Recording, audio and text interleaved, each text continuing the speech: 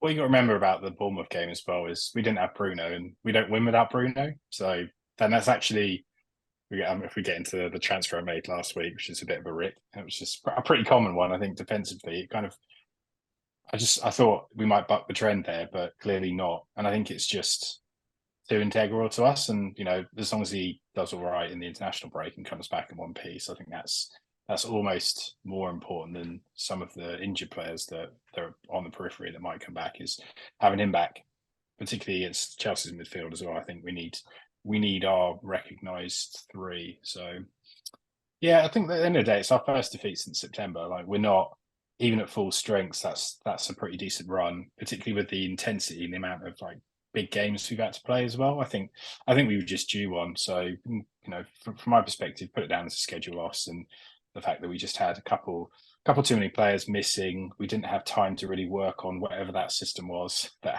Hal was trying to play against Bournemouth with Joelinton up top and then Gordon kind of starting there and then going to the left, and it all just didn't work. I think it was just an off night, and Bournemouth finally deserved to win it. But I think reset button, come back, go again for two big home games in a row. And I think that's how we'll look at it, is two big home games, and obviously we've got the PSG one in between. What is it about Guimarães that makes him so important?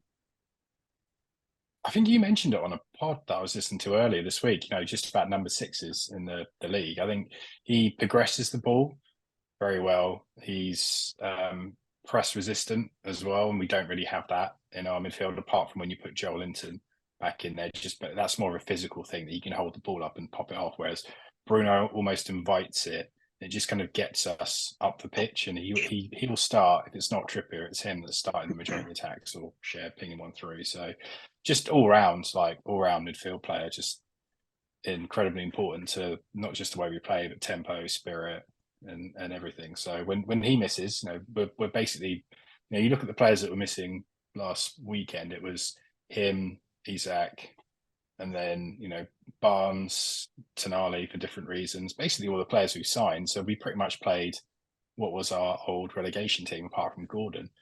Really, Well, it did.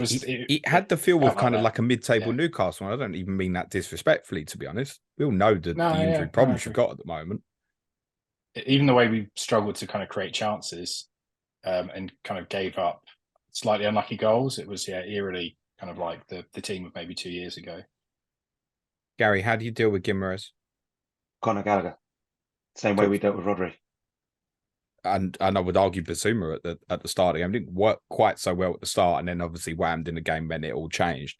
Yeah. But I used a reference on Monday saying I think he's the main reason why you're having good results in these big games at the moment. What's your take on that? Yeah, absolutely. Completely agree. I'm pretty sure I'm right in saying that yesterday's the first time Man City haven't won a game that Rodri's played in this season. And that is very much the position that Conor Gallagher is playing for us.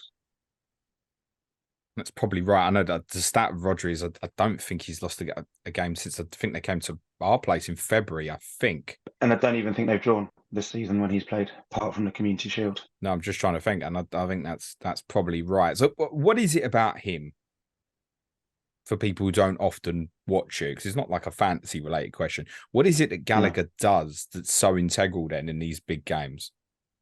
The main thing is his pressing, particularly in these big games. He is absolutely tireless. He's absolutely selfless as well, and he doesn't stop.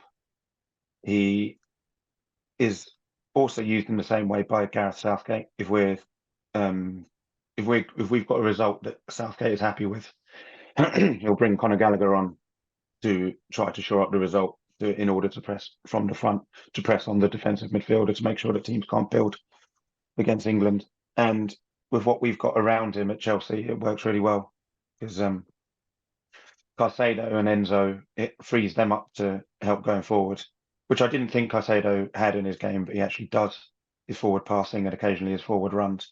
But all of this is possible because Conor Gallagher is making it possible, because the man from the opposition that should be stopping that is being stopped himself by Conor Gallagher.